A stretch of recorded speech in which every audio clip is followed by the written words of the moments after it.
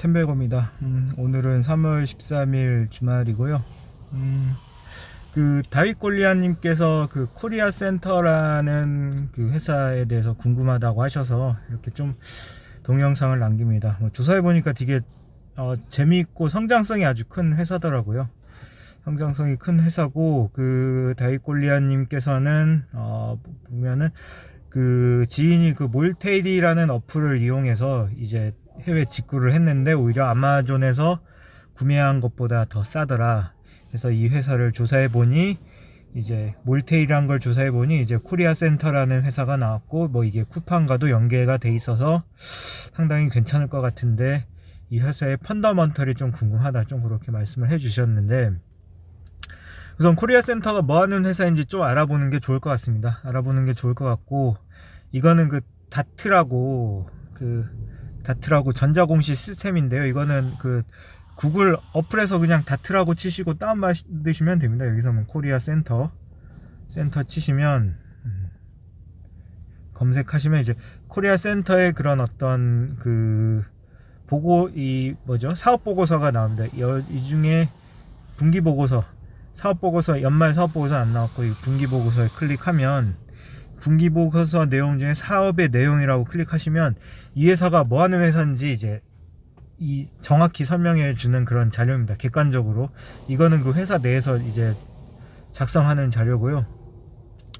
사업의 개요는 당사는 판매자를 위한 토탈 이커머스 서비스를 제공하는 플랫폼 기업으로 당사의 연결 종속회사에 포함된 회사들의 영위하는 내용은 아래와 같다. 그래서 국내 이커머스, 쇼핑몰 솔루션, 복스마켓 연동 솔루션이 있고, 글로벌 이커머스, 글로벌 상품 소싱 솔루션, 배송 대행 솔루션, 빅데이터 이커머스, 빅데이터 솔루션, 가격 비교나 가격 비교 사이트 운영과 데이트 연동 판매, 기타 오디오 컨텐츠 이렇게 돼 있는데, 그 다윗골리아님이 보신 거는 아마 이 몰테일 쇼핑몰인 것 같습니다. 이게 보니까 그 해외 직구를 해주는 그런 어떤 사이트인 것 같고요.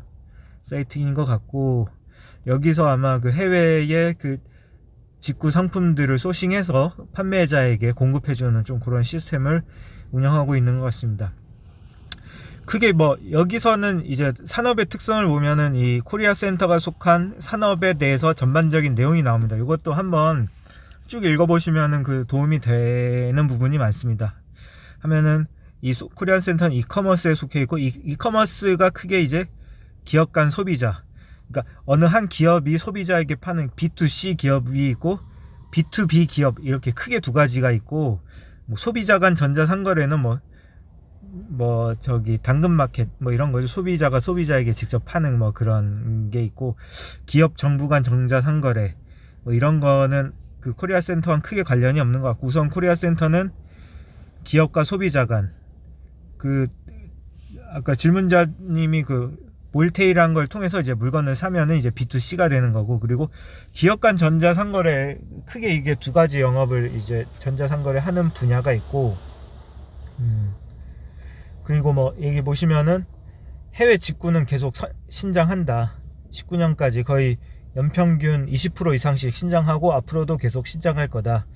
결론적으로 이커머스, 코리아 센터가 하는 이커머스는 앞으로도 계속 성장하는 사업이다. 좀 이렇게 보시면 될 것 같습니다. 이렇게 보시면 될 것 같고, 그러면은 여기서 이제 코리아 센터는 정확히 어떤 일을 하느냐 보시면은, 이제 국내 이커머스의 매출이 28%입니다. 28%고, 글로벌 이커머스, 이제 몰테일 아까 말씀하신 59%가 대부분의 이제 상품 매출이 되고, 그리고 빅데이터 이커머스가 한 10%가 되는 부분이 있습니다. 10%가 되는 부분이 있고요. 그러면은 얘네들의 그 매출 실적, 영업수익은 대부분을 보면은 한 50%가 글로벌 이커머스에서 나옵니다. 결론적으로 해외 직구를 해서 그런 어떤 소비자한테 판매하는 부분이 있고, 그 다음 메이크샵이 있고, 메이크샵이 28%가 되는 거고, 이거는 좀 위에 올라가서 보시면은 이제 얘네들이 그 용역 매출이라는 게 있는데요. 여기 분기 보고서 보시면 이제 용역 매출이라고 있습니다. 용역 매출이 뭐냐면, 이게 자세히 보니 이제 국내 이커머스에서는 이제 솔루션 기본 사용료. 그래서 제가 이거를 애널 리포트나 이제 보고 이제 좀 내용을 확인해 보니, 예를 들어서 제가 해외에서 어떤 커피 머신이라는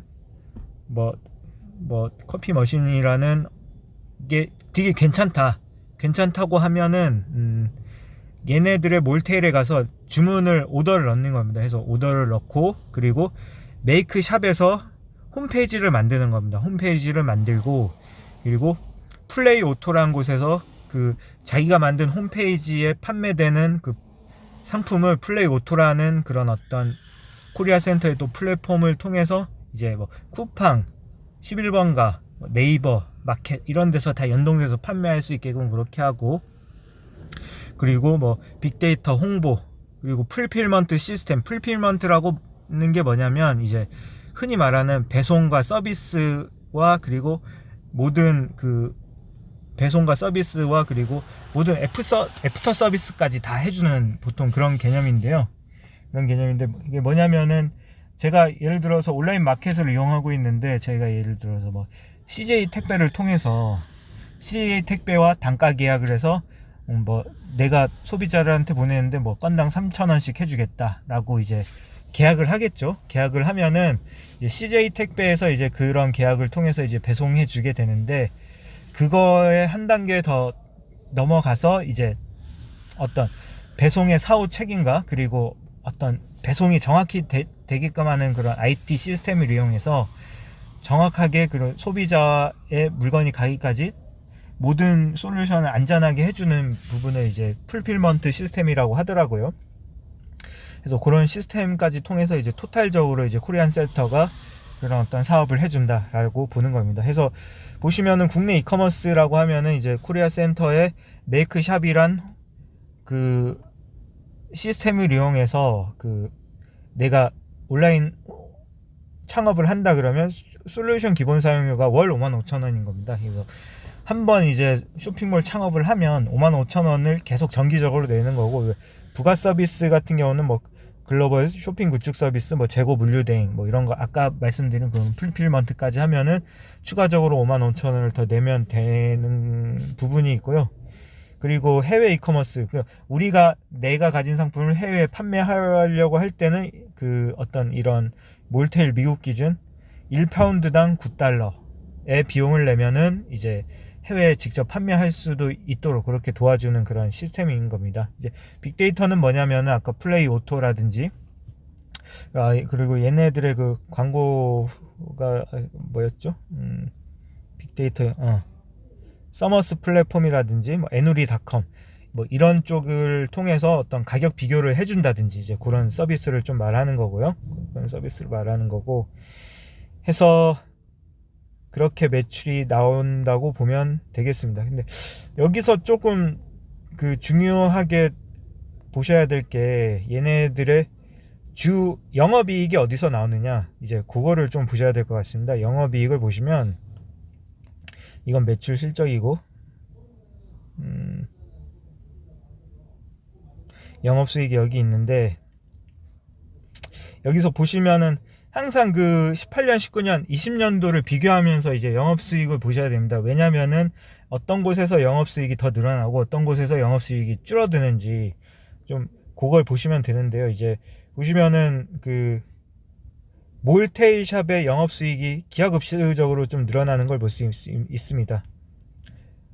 그 18년에 22%였다가 19년에 21%로 줄어들었다가 20년도에 갑자기 늘어났습니다. 28%까지 이 메이크샵에 대해서의 어떤 그 용역 수익이 크게 늘어난 부분이 있고, 이 메이크샵의 그 영업이익이 늘어났다는 건 뭐냐면, 결론적으로는 코로나19로 인해서 이제 그 오프라인 장사가 많이 안 됐잖아요. 많이 안 돼서 이제 오프라인 장사를 접고 온라인 쇼핑 창업을 하는 사람들이 많이 늘어났기 때문에 상대적으로 이 그 메이크샵의 매출이 많이 늘어났다고 볼 수 있습니다. 그래서 제가 좀 여기서 주목해서 봐야 될 거는 이 매출이 일회성이 아니라는 부분입니다. 왜냐면 아까 말씀드렸듯이 월 55,000원씩 계속 이 매출이 나오더라고요. 그러면 한번 이 메이크샵을 통해서 이제 온라인 쇼핑몰을 오픈하면 월 55,000원씩 계속 비용이 나가는 부분이 있으니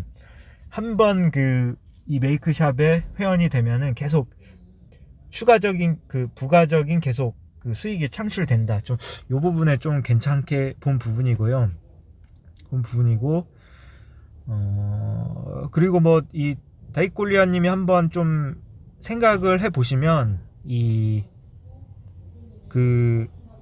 뭐라고 하죠? 이런 온라인 창업 쇼핑이 앞으로 성장 산업인지 해외 직구 부분이 성장 산업인지 사양 산업인지를 쭉 보시면 감이 오실 겁니다. 과연 이게 계속 성장할 수 있는 사업일까? 아니면은 성장이 정체됐고 지금은 어느 정도 성숙기에 접어든 사업일까? 좀 그거를 한번 생각을 해 보시면 될 것 같습니다. 근데 이런 온라인 쇼핑이나 아니면은 이런 해외 직구라든지 이런 개인 온라인 창업 이런 부분은 앞으로 계속 발전하고 성장한다고 계속 뉴스에도 나오고 있고 누구라도 좀 그렇게 생각하지 않을까요? 누구라도 생각하기 때문에 좀 그런 지금도 이제 코리아 센터가 좀 최근에 주가가 많이 올랐다가 조정받는 부분이 있는데 좀 그런 부분이 있는 거고 화면이 떨리네요. 그리고 보시면은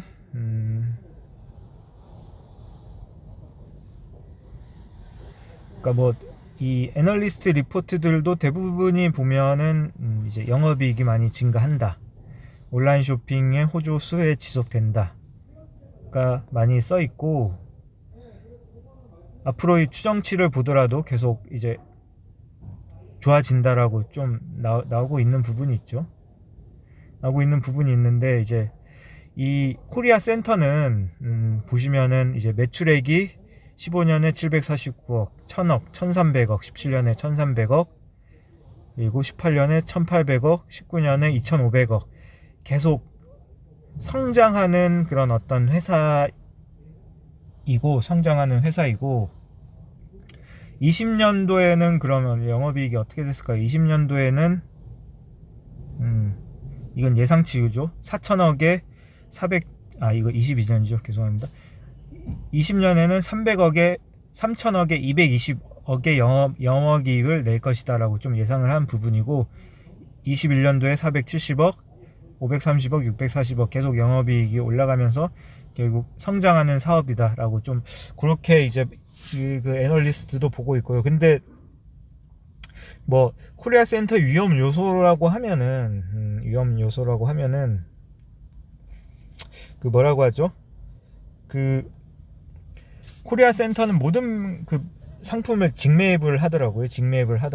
이게 직매입을 하는 게 뭐냐면 그러니까 우리가 코리아 센터에서 아까 몰테일이란 곳에서 상품을 사려고 하면 결국에는 그 상품은 어딘가 있어야 되지 않습니까? 그거를 이제 코리아 센터는 자기 돈으로 직접 사서 재고를 가지고 있는 부분이라는 거죠.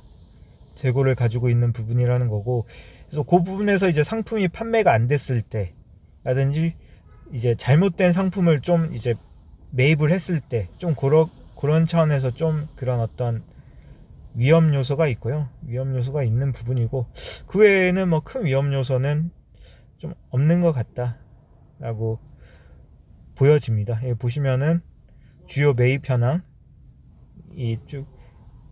주요 매입 현황이 있는데 18년에는 약 870억, 19년에는 1200억, 그리고 20년 3분기에는 920억 정도. 재고가 근데 줄었다는 거는 그만큼 판매가 잘 되는다는 부분이니까 좋은 부분이긴 합니다. 실제로도 판매가 많이 늘었고요. 자, 이상으로 코리아 센터가 이제 뭘 하는 회사였는지 알아봤으면 그 다음에는 코리아 센터가 적절한 밸류에이션을 한번 좀 알아봐야 된다고 봅니다. 코리아 센터는 지난 20년 언제죠? 19년 말에 이제 상장을 했고 상장 당시에는 거의 시초가가 9,300원까지 올라갔습니다. 제가 알기로 이 회사는 무상증자를 했었죠. 아마 이때 언제죠? 11월 20일 날 무상증자를 했습니다. 무상증자를 했고 8월 28일 언제죠? 언제 아무튼 2대1로 무상증자를 하면서 주가가 엄청나게 올라간 적이 있습니다. 이때 권리락을 했었고, 그때 제가 알기로도 8월에는 한 2만원대였는데 지금 8,700원으로 낮춰지면 아마 무상증자를 해서 좀 그런 부분일 수도 있고요. 일단 코리아센터의 밸류에이션은 보시면은 종목 뉴스로 들어가면 공시에 이제 그 20년도 영업이익이 180억입니다. 직전 산업은 100억에 비해서 거의 한 72% 신장을 했고요. 엄청나게 신장을 하는 회사입니다. 그렇기 때문에 당연히 주가의 밸류에이션은 그 가격에 비해 많이 높겠죠. 해서 180억이 영업이익이면은 지금 시가총액이 6,700억이죠. 그러면은 6,700억 나누기 180을 하면은 대략 40배 정도, 멀티플 한 40배 정도를 보는 회사인 겁니다. 멀티플 40배. 하나 이제 코리아센터의 앞으로의 성장성, 그 영업이익이 뭐 거의 19년 대비 20년도에 72% 늘어났고 21년도에도 뭐 더 크게 뭐 30% 이상씩 신장세를 감안했을 때 40%의 멀티플은 어느 정도 괜찮지 않을까 뭐 개인적으로 생각을 하고, 이런 고 멀티플을 받는 회사가 대표적으로 카카오가 있습니다. 뭐 이제 조금 성격은 다르지만 어떤 온라인 쇼핑몰 판매 뭐 이런 부분에 대해서는, 근데 이제 카카오가 42조거든요. 근데 이제 분기별로 영업이익을 하면 뭐 막분기에 이제 1200억이면은 여기서 곱하기 4를 하면은 5천억이라고 치면 42조 나누기 5천억을 하면 거의 한 멀티플이 한 80에서 90 정도 되는데, 이제 그거보다는 저렴하다고 볼 수 있지만 그래도 약간 높은 멀티플은 조금은 위험하지 않나 라고 생각되어지는데, 그래도 뭐 그만큼 성장성이 있는 회사기 때문에 좀 그렇게 위험하지 않다고 보여지고, 이거는 우리 다이콜리아님이 한번 생각을 해보시고, 이 주식에 관심이 많다고 하시면 개인적으로 한번 공부를 해보세요. 어떤 걸 공부해 보시냐면, 이 회사가 성장성이 있으리라는 거는 누구든지 알고 있습니다. 누구든지 알고 있지만 과연 물론 이런 성장성이 있는 회사에는 항상 경쟁자가 생겨나기 마련입니다. 그래서 이 산업이 진입장벽이 높은 산업인지 아닌지, 아니면 코리아센터가 이 지금 해외 직구 사업에서 거의 독과점을 형성하고 있는 부분인지, 이제 좀 그런 부분들을 이제 아까 해외 직구라든지 아니면 그 쇼핑몰 창업 관련해서 거의 독과점을 지니고 있는 회사인지 한번 인터넷도 검색을 해보시고 뭐 공부해보시고 이제 좀 가시면 될 것 같습니다. 아까 말씀드린 카카오 같은 경우는 거의 과점이잖아요. 우리나라에서도 과점이고, 그런 과점된 경쟁력을 바탕으로 여러 가지 수익 사업을 하고 있기 때문에 이렇게 주가가 높은 멀티플을 받으면서도 앞으로도 계속 성장할 수 있을 거라고 보여지기 때문에 이제 많은 매력도를 가지고 있는 종목이고요. 코리아센터도 이제 좀 그런 매력이 좋은 종목이라고 생각합니다만, 아까 말씀드린 이게 어떤 독점적인 경쟁력을 가지고 있는지, 그리고 어떤 경쟁 상대가 끼어들었을 때 그 어떤 영업이익의 훼손을 받는지 안 받는지는 한번 판단해 보시고 이렇게 투자에 결정하시면 좋을 것 같습니다. 네, 이상입니다.